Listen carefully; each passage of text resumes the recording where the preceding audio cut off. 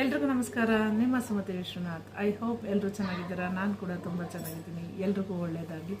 ಸ್ನೇಹಿತರೆ, ಈ ವಿಡಿಯೋನ ನೋಡೋದಕ್ಕೂ ಮುಂಚೆ ನನ್ನ ಚಾನಲ್ನ ಲೈಕ್ ಮಾಡಿ, ಸಬ್ಸ್ಕ್ರೈಬ್ ಮಾಡ್ಕೊಳ್ಳಿ. ನಾನು ಹಾಕೋ ಪ್ರತಿಯೊಂದು ವಿಡಿಯೋಗಳು ನಿಮ್ಮ ಸ್ಕಿನ್ನನ್ನು ಗ್ಲೋ ಆಗಿ, ನ್ಯಾಚುರಲ್ ಆಗಿ, ಬ್ರೈಟ್ ಆಗಿ ಮಾಡ್ಕೋಬೋದು. ಅದು ಯಾವುದು ಅಂತ ಹೇಳಿದ್ರೆ ಬಾದಾಮ್ ಎಣ್ಣೆ.